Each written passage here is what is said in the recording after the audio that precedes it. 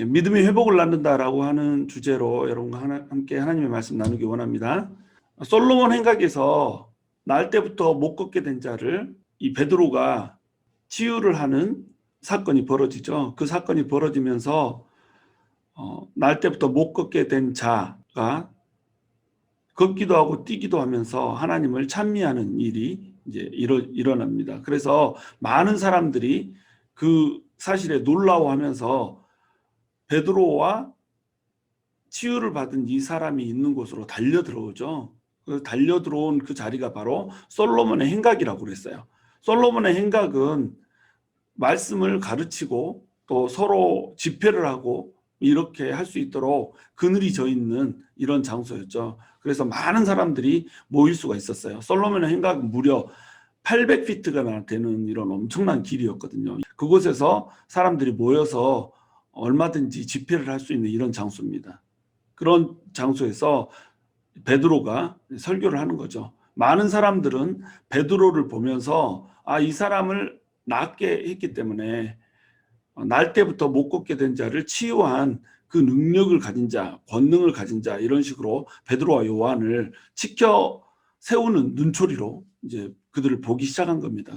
그런데 베드로는 제 두 번째 설교를 이제 시작을 하는 거죠. 첫 번째 설교를 성령 강림한 그 사건 때 하고 이제 이 사건을 통해서 두 번째 설교를 함으로써 예수님이 바로 이 기적의 근원이었다라고 하는 것을 설명을 해줍니다. 그래서 철저히 그는 자신에게 집중된 사람들의 눈을 예수님께로 전환을 시켜요. 그래서 이 기적을 예수님을 믿게 하는 복음을 증거하는 수단으로 사용을 하는 겁니다. 그래서 첫 번째 설교에서와도 동일하게 두 번째 설교에서도 베드로는 이것이 예수님이 근원이다라고 하는 것, 다시 해서 예수님이 우리 믿음의 대상이다라고 하는 것을 명확히 하면서 예수님이 누구이신가라고 하는 것을 설명을 해주는 걸로 이제 설교를 하게 되는 거죠.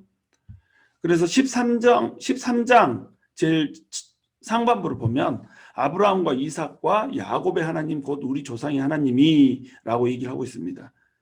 베드로는 예수님을 어떤 분으로 맨 처음 묘사를 하냐면 구약에서 약속된 예수로 묘사를 해요. 예수님은 하늘에서 뚝 떨어진 분이시잖아요. 하늘에서 갑자기 사람이 돼서 우리에게 오셨단 말이죠. 그런데 또 하늘에서 뚝 떨어진 분이 아니죠. 갑자기 어디선가 나타난 분이 아니라는 거예요. 구약에서 이미 수많은 선지자들에 의해서 그리고 구약 성경 내내 하나님께서 약속하셨던 그 메시아로서의 예수라고 하는 것입니다. 13절 하반부를 보면 그의 종 예수를 영화롭게 하셨느니라 너희가 그를 넘겨주고 빌라도가 놓아주기로 결의한 것을 너희가 그 앞에서 거부하였나니 이렇게 얘기를 하고 있습니다. 그의 종 예수라고 부르고 있어요. 예수님을 지금 고난의 종 예수라고 부르고 있는 겁니다. 13절 상반부에서 아브라함과 이삭과 야곱의 하나님이라는 말을 하면서 아브라함, 믿음의 조상 아브라함으로부터 야곱까지를 쭉 예수님과 연결을 했었다면 지금은 이제 이사야가 예언했던 그 고난의 종으로서의 예수님을 얘기를 하고 있는 거죠. 그래서 이 예수님이 지금 구약에서 선포됐던 그 예수님이시고 특별히 고난의 종으로서의 예수님이라고 하는 것을 맨 처음 이제 얘기를 해주고 있는 겁니다.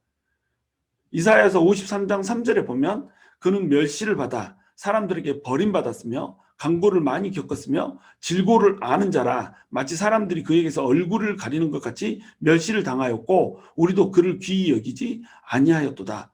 이렇게 얘기를 하고 있어요.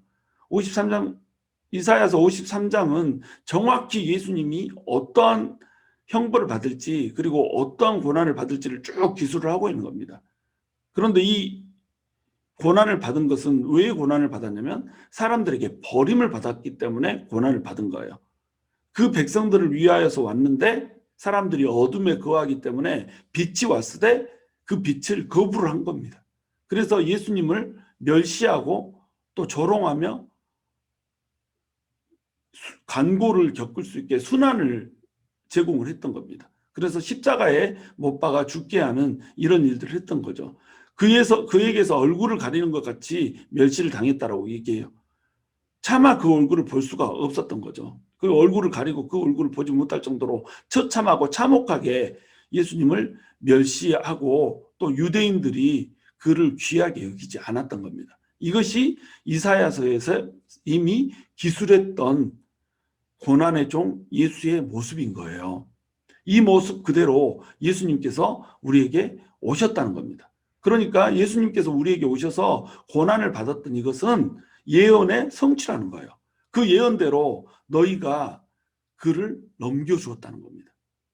빌라도는 예수님을 놓아주기로 결의를 했어요. 바라바하고 예수님을 나란히 세워놓고 이 중에서 누구를 놓아줄까라고 얘기를 했던 겁니다. 바라바는 당대 최고의 범죄자였잖아요. 정치범이었고 살인자였단 말이죠. 그런데 빌라도가 이렇게 한 이유는 둘 중에 하나를 진짜 누구를 놔줄까 물어보고자 하는 의도가 아니었거든요. 빌라도가 바라바와 같이 예수님을 나란히 놓았던 이유는 바라바가 절대 놓아줘서는 안 되는 인물이라고 하는 확신이 있었기 때문에 나란히 세웠던 겁니다. 그래서 예수님을 풀어주고 싶었던 거죠. 빌라도의 아내가 예수님을 괴롭게 하지 말라라고 하나님의 사람이라고 이렇게 얘기를 했잖아요. 그런데도 그러기 때문에 빌라도는 예수님을 놓아주고 싶었던 거예요. 그리고 빌라도는 예수님이 그 어떠한 죄가 있다라는 것도 발견하지 못했어요.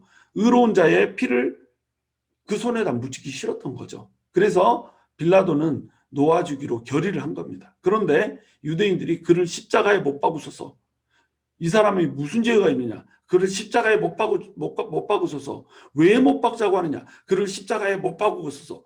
계속 십자가에 못 박으라는 말로 논리를 제시하지 않고 그냥 우겨대기만 하는 이런 범죄를 그들이 범했던 겁니다. 그래서 너희가 그 앞에서 거부하였으니 예수님을 거부했던 거예요. 근데 이 예수님을 거부한 유대인들로 인해서 이사야서 53장의 이 예언이 그대로 성취가 되는 겁니다. 자, 14절에 보면 너희가 거룩하고 의로운 일을 거부하고 도리어 살인한 사람을 놓아주기를 구하여 이렇게 나옵니다. 거룩하고 의로운 일을 거부했다는 거예요. 거룩하고 의롭다라고 지금 예수님을 표현하고 있죠. 구약 성경에서는 예수님을 고난의 종이라고 묘사할 뿐만 아니라 거룩한 분, 의로운 분이라고 묘사를 하고 있어요. 이분은 죄가 하나도 없어요. 심지어 이사야서 53장에서도 그분이 죄가 없다라고 얘기를 하고 있어요. 그분은 우리의 질고를 지고 우리의 슬픔을 당하였다고 얘기를 해요. 우리의 질고 때문에 돌아가셨다는 거죠. 우리의 슬픔 때문에 돌아가셨다는 거죠. 그런데 그 예수님을 거부함으로써 그 예언이 이루어졌다는 거예요. 그래서 빌라도가 바라바와 예수님을 나란히 놓고 누구를 놓아줄까라고 얘기할 때 그들은 바라바를 놓아주라고 얘기를 하는 겁니다. 그들은 이 악행을 행하고 있어요. 근데 이들의 악행을 통해서 하나님의 예언이라고 하는 것은 지금 성취되고 있는 겁니다. 그러면 거룩하고 의로운 예수님이 바라바라고 하는 살인자를 대신해서 십자가에 못 박혀 죽거든요. 근데 마태복음에서는 이 바라바에 대해서 되게 신기한 이름을 부여를 합니다. 바로 예수 바라바라고 하는 이름을 부여를 하는데 바라바의 이름이 예수라는 거예요. 예수 바라바. 두 명의 예수가 지금 서 있는 겁니다. 한 예수는 예수 바라바고 또 하나의 예수는 예수 그리스도인 거예요. 이 두 명의 예수 중에 어떤 예수를 풀어줄까라고 하는 거예요. 지금 예수 바라바 할 때 바라바의 뜻은 바르아바, 이것이 합쳐진 합성어거든요. 아람어로 바르는 아들이란 뜻이에요. 바요나 시모나 할 때 이 이것도 아들이란 뜻이잖아요. 요한의 아들 시모나 이런 뜻이거든요. 그러니까 바가 들어가면 다 아들이란 뜻이란 말이죠. 근데 아바는 아빠라는 뜻이잖아요. 그래서 바를 아바 이러면 바라바 이러면 합해서 아버지의 아들이란 뜻이에요. 아버지의 아들 예수. 우리 성자 예수님도 아버지의 아들이잖아요. 그러니까 이 두 예수가 나란히 서 있는데 예수 그리스도도 아버지의 아들이고 예수 바라바도 아버지의 아들인 겁니다. 어떤 바라바를 놔줄까? 어떤 예수를 놔줄까? 지금 이걸 물어보고 있는 거예요. 이 둘 중에 어떤 예수를 놔줘야 될까요? 당연히 거룩하고 의로운 예수를 놔줘야 되죠. 그런데 예수 바라바, 살인자 예수를 놓아주는 거예요. 살인자 예수를 놓아주는데 이 이름이 왜 예수 바라바냐 이거죠. 예수님께서 살인자의 그 살인한 죄를 대신 지고 죽어주심으로 말미암아서 살인자 바라바가 아버지 아들이 되는 겁니다. 그래서 예수님처럼 아버지의 아들이 되어서 하나님의 유업을 이어받을 자로 되는 거예요. 예수님께서는 바라바를 위해서 대신 바라바의 살인죄를 짊어지고 바라바에게 하나님의 아들이라고 하는 이름을 넘겨주시는 거예요. 우리가 그 바라바거든요. 우리는 우리의 생각으로, 우리의 마음으로 지속적으로 사람들을 해치고 사람들을 살인하고 이러한 자들이라는 겁니다. 우리 때문에 예수님이 십자가에 못 박혀 죽으시는 거예요.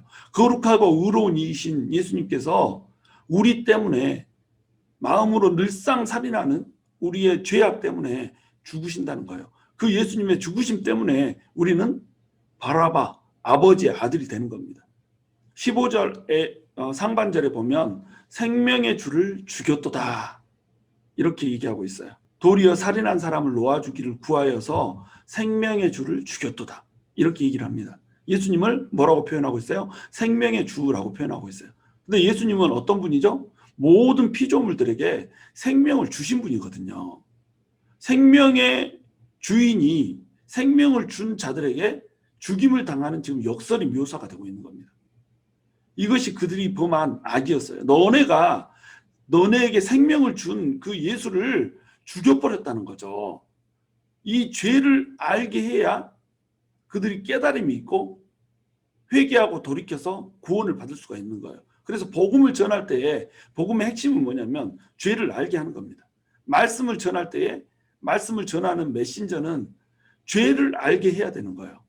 죄를 도외시한 채 당신들은 괜찮습니다. 당신들은 뭐 선한 사람들입니다. 그대로 똑바로 살아도 됩니다. 라고 말씀을 전한다고 한다면 이 말씀은 문제가 있는 말씀이라는 거죠. 말씀은 반드시 죄에 대하여 심판에 대하여 죄의 형벌에 대하여 얘기를 해줘야 되는 겁니다. 그래야 죄로부터 돌이켜서 사람들이 예수님을 믿고 구원을 얻을 수가 있다는 거예요.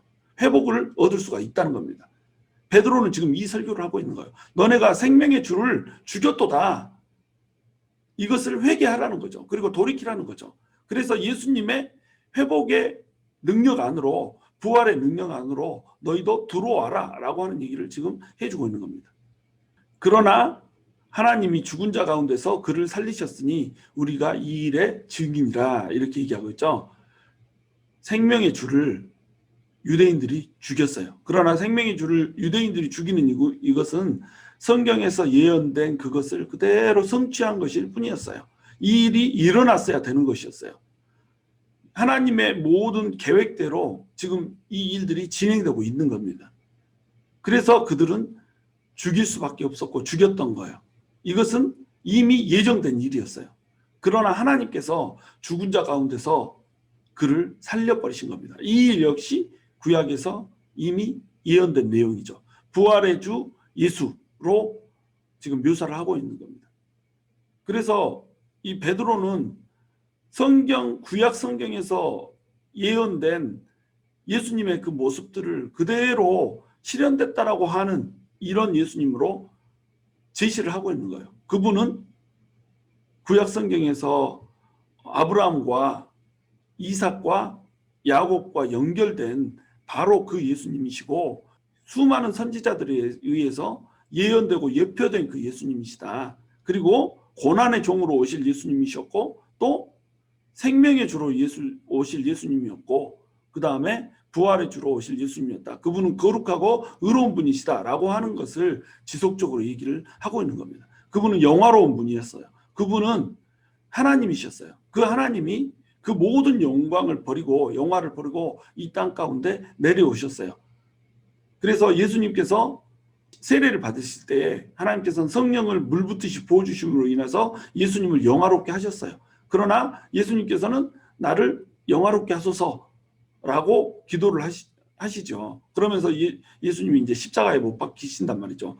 그 십자가에 못 박히시기 전에 하나님께서 뭐라고 말씀하세요? 내가 이미 영화롭게 했고 또 영화롭게 할 것이다 라고 얘기하잖아요.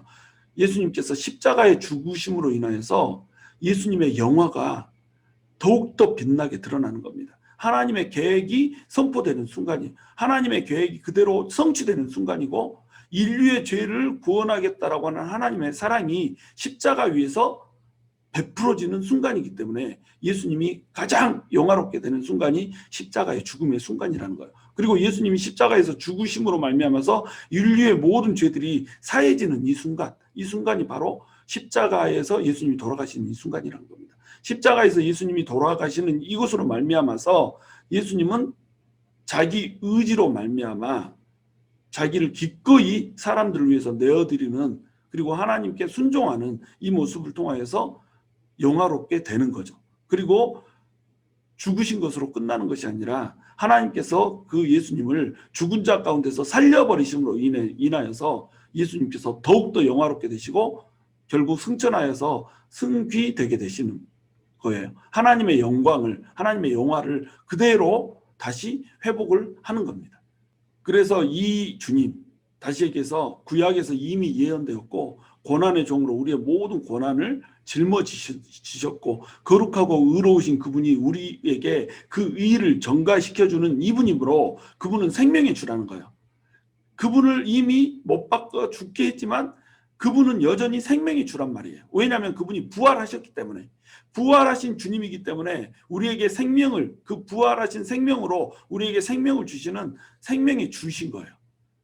그 이름을 믿으면 우리는 우리의 모든 고난을 그 고난의 주이신 예수님께 넘기게 되고, 거룩하신 그 예수님의 의를, 거룩하고 의로우신 예수님의 의를 우리에게 전가받음으로 말미암아 우리는 살아난다는 거예요. 생명을 다시 회복하게 된다는 거예요. 그리고 우리는 부활의 그 살아나시는 능력, 그 능력을 얻게 된다는 거예요. 그러니까 그 이름을 믿기만 하면 우리는 회복될 거라는 겁니다. 예수로 말미암아 난 믿음이 너희 모든 사람 앞에서 이같이 완전히 낫게 하였느니라. 그 나음을 받은 사람은 어떤 사람이었어요? 날 때부터 걷지 못하는 자였단 말이죠. 이 사람을 너희가 보고 알아요. 이 사람이 날 때부터 40년 동안이나 한 번도 걸어본 적이 없는 사람이라고 하는 사실을 이 모든 사람들이 보고 아는 사람이란 말이죠. 이 사람을 아무도 고칠 수 없고 아무도 책임질 수 없던 이 사람을 예수님께서 단 한 번에 베드로를 통하여서 회복을 시켜버린 겁니다. 왜? 그분은 생명의 주이시기 때문에, 그분은 회복의 주이시기 때문에, 그분은 회복시키는 주님이세요. 그렇기 때문에 이분을 믿기만 하면 역사가 일어난다는 거죠. 믿음이 역사를 낳는 겁니다. 믿음이 회복을 낳는 거예요. 그러므로 그 이름을 믿어라. 지금 베드로는 이것을 역설을 하고 있는 겁니다. 베드로의 설교가 이후로 쭉 이어지지만 가장 첫 번째 파트는 바로 예수님이 누구신가라고 하는 것으로 시작을 해요. 그리고 이 예수님을 믿는 믿음이 우리를 회복시킨다는 말로 시작을 하는 겁니다. 예수님께서는 생명해 주시고 부활해 주시고 회복해 주세요. 그 이름은 능력이 있어요. 권능이 있어요. 우리가 많은 순간에 불안해하고 두려워하고 염려하고 또 우리의 건강 때문에 또는 우리의 이 많은 수많은 산적해 있는 문제들 때문에 늘상 낙심되고 주저앉고 좌절하고 이렇게 되지만 예수님의 이름을 믿으라는 거죠. 예수님의 이름을 믿으면 그 안에 회복이 있다는 겁니다. 여러분, 여러분의 삶에서 어떤 영역이 죽어 있습니까? 어떤 영역이 날 때부터 걷지 못하는 자처럼 주저앉아 있습니까? 그 이름을 믿으십시오. 예수님의 이름을 믿으면 그 이름에는 역사가 있어요. 그 이름에는 회복이 있어요. 그 이름을 믿기만 하면 완전히 낫게 하였느니라. 이 말씀이 우리의 말씀이 될 수 있는 거예요. 오늘 우리 기도할 때에 정말로 하나님의 회복시키는 이 능력 붙들고 기도했으면 좋겠어요. 십자가 위에서 거룩하고 의로우신 그 피를 흘려서 우리의 고통을 짊어지시고 우리 대신 고난을 받으신 그 예수님의 피가 우리의 머리에서 발끝까지 전부 도말하고 우리를 맑게 하고 정결케 하는 그 놀라운 역사가 우리 가운데 있게 해달라고 우리 기도했으면 좋겠어요. 그것을 통하여서 하나님께서는 우리를 완벽히 회복시키실 것입니다. 우리는 그 예수님의 이름을 붙들고 나아갈 거예요. 저와 여러분이 정말로 예수님의 이름을 붙들고 예수님 안에서 완벽하게 회복되고 완벽하게 낫게 되는 놀라운 은혜가 있기를 주님의 이름으로 축원합니다.